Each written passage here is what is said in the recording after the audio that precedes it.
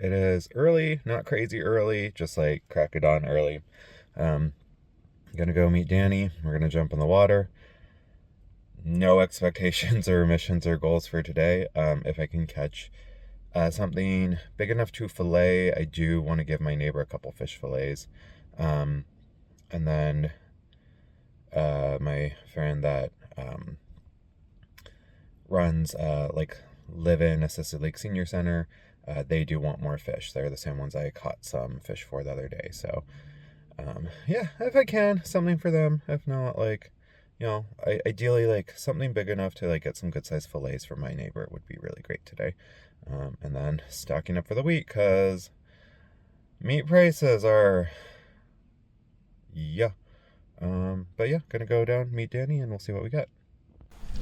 This is what the water looked like as soon as we got in. So this is no editing to the footage. My gloves aren't even on yet. And today I'm using my 110 centimeter Kaukau Stick. This is made custom by Sam Halstead in Kilo. I absolutely love this gun. It did take me a while to learn it, but now that I've got dialed in, it's my favorite. With the lighting, it was actually hard to see stuff until you dropped down a few feet, and I was actually surprised by this little moo as soon as I dropped. I was kind of tracking it, but it was my just warm-up drop, so I didn't actually take a shot on it. I got pretty lucky and stumbled across another big moo pile. I kind of instantly found them. All of these are probably in the 2 to 3.5 pound range. They did not see me for whatever reason. I think it was just dark enough and the water was just murky enough that I was able to sneak up on them and get a shot. Throughout this video, you will see me hunting moo the exact opposite of how you're supposed to hunt moo. Typical technique is finding a good hiding spot, posting up, grunting, dusting, throwing sand up, doing really everything you can to get their attention and bring them in. Today was not that for me. I was having my best success actually with mid-water column shots. Once I hit the bottom, that's when they could actually see me. I think there was something about the light or something about the plankton going on, or maybe just the time of day, where if I stayed up in the water column, I was actually getting better opportunities than if I fully dropped. But this was the first one of what turned out to be a fantastic day.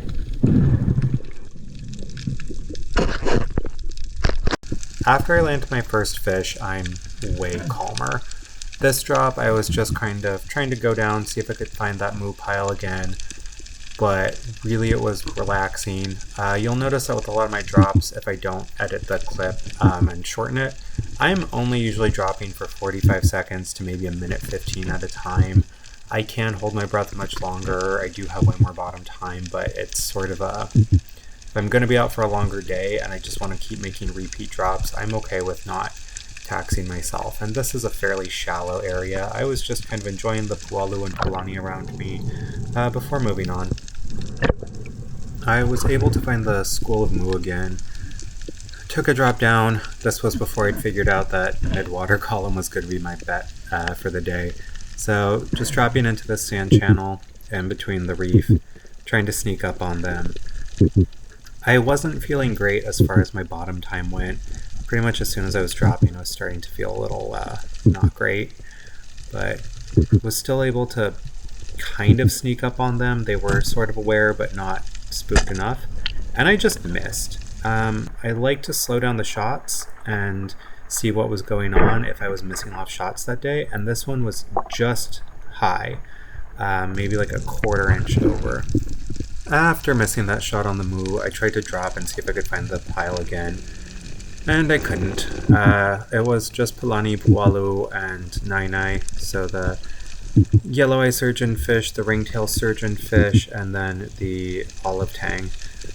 All of them I actually enjoy eating, but didn't feel like shooting one or dealing with cutting off the spines yet. I took another drop because I was able to spot the moo, seeing if I could sneak up on them again. Same thing as before. Leveling out, kind of trying to keep an eye on them. Sometimes I lose track of them when it's murky. I was trying to post up behind this rock and use as cover, and I just failed. I spooked it too soon. I wasn't patient. Totally missed my opportunity. At this point, I had scared away the moo with all my missed shots. So I started tracking this kala, again, mid-water column. It was running, but just not quite fast enough. As soon as it turned, I took the shot and was able to land this one. These guys are pretty easy to get up. The skin is so thick and leathery that as long as it's not a shot that's like right on the edge of the body, if it penetrates, you're pretty much guaranteed to land them, unlike other softer bodied fishes like those uhu.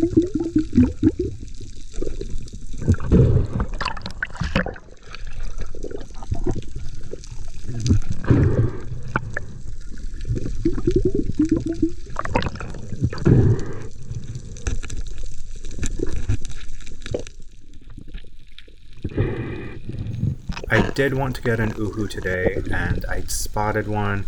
She was maybe 4.5, 5 pounds. Again, mid-water column shot, and I hit her high, and the fish ripped off, which is heartbreaking. I think that's an injury that they can recover from because it's muscle and that wasn't organs, but I did find this Palani right after, or Pualu, the ringtail, and I really enjoy these. I think that they're a nice flaky fish. They fry well, so if you fillet them, they're actually really good in soups, chowders, and also if you bread them and either shallow fry or deep fry them, I think that they're really nice.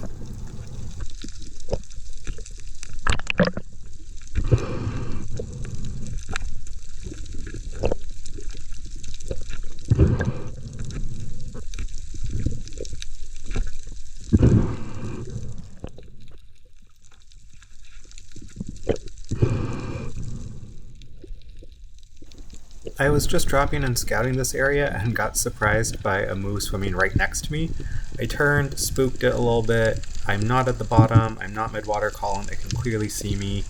I was tracking it, took my shot, and I had this shot. Again, I like to rewatch my footage. I'm aiming high. That was the theme of the day. Just aiming high. I did find a huge moo pile, and these guys were not as scared as they should have been.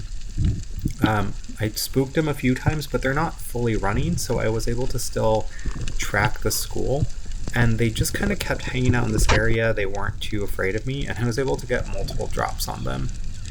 So this is maybe my like 4th or 5th drop, just kind of feeling out the fish behavior, and I was actually at the bottom for this one. You can see that they startle, but they're not running, so I was able to track this one, get a pull and little mini lunge on it. I didn't want to spook them because I was noticing that they were really reacting to some of the less even motions. If I moved with a little bit more flow and not an abrupt kick, then I could get in on them. And this one ended up being my biggest moo that I would later lose.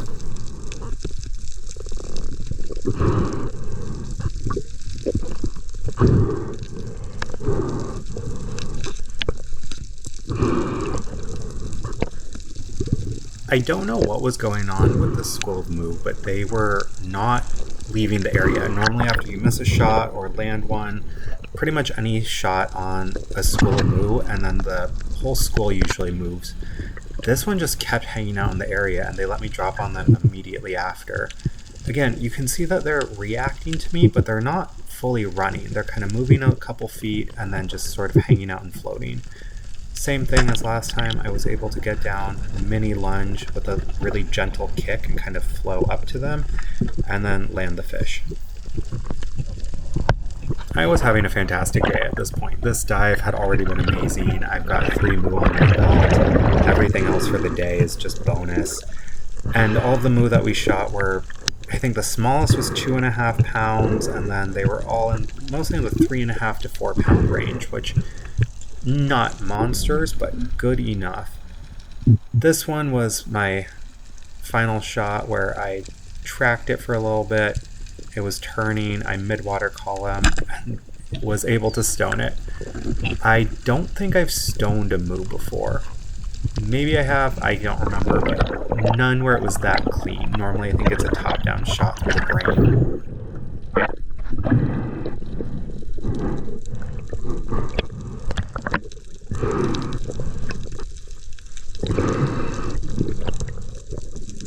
even after plugging 3 from the same school, they weren't running. So I tried to get down and get a shot on a 5th. I did hit it, but again, shooting high. I think this is the important thing of rewatching video, is seeing if you have any style errors or technique errors. And for me, it really seems to be that I'm aiming about an inch to half an inch too high. You good? Then I was going to go over, track on Danny, and he was actually waving at me and calling over, so went over to see what was up. He asked me to safety him. He had shot a fish and it was in a cave. He just said keep an eye on me, so I'm just standing by as a safety, waiting to see what he got. Really, we're pretty shallow. Unless Danny gets stuck, I think he's going to be pretty comfortable, pretty safe, but there just in case. I dropped down a little bit just to see what was up, make sure that he was okay. Looked like everything was fine. And then I see him pull this chunky omilu out of the hole.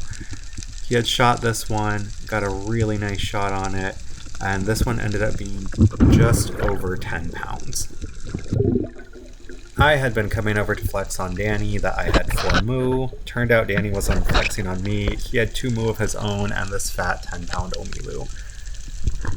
Super stoked for him. Great, good job, Danny. But I was hell-bent on outfishing him at this point. I still wanted something big to fillet, and I spotted this uhu. Took the shot on her mid-water column, and I hit her, saw her flail, but it didn't look like the shaft penetrated all the way or something happened. I couldn't tell what it was. And this is the point where the ocean humbled me. I was dropping down, hunting Roy in this cave, and then realized just after shooting it that my kui had come unclipped, and I had lost my biggest moo. I had felt something hitting my legs, and it was my other 2 fish, but it had completely unclipped in the water, and I was a little bit heartbroken. I still had 3, but 4, something about 4 just felt extra epic, and I was super bummed. I had been in the same area for most of the dive, so I started circling and, dispatched this Roy, and ended up seeing the uhu I'd hit earlier. I think I broke her spine, and she was still alive, still flailing. Came down, got a shot on her. I've had this happen too many times with uhu, even when they're injured or their spine is broken, where I try and grab them and they're slippery, I can't get a good hold, and they're able to get away. So I just took my time, made sure I lined up a good shot, pinned her to the bottom of the reef, and was able to get her out. So, I lost a 4-pound moo, but while searching for it, I ended up landing on, I think it was like a over 8-pound uhu. Here you can see where I originally hit her. I think that is along the spine, so my guess is I actually snapped part of the spine, and the fish was slowly dying. And this is our catch for the day. This is mine, Danny's, and Danny's buddy Evan. Everybody did pretty freaking well. Plenty of moo, a couple good-sized uhu, Danny's monstro milu. So this was weighing out that uhu, and she did come in at just over 8.5 pounds. And then we wanted to weigh Danny's omilu, and he was super stoked with it coming in just over 10 pounds.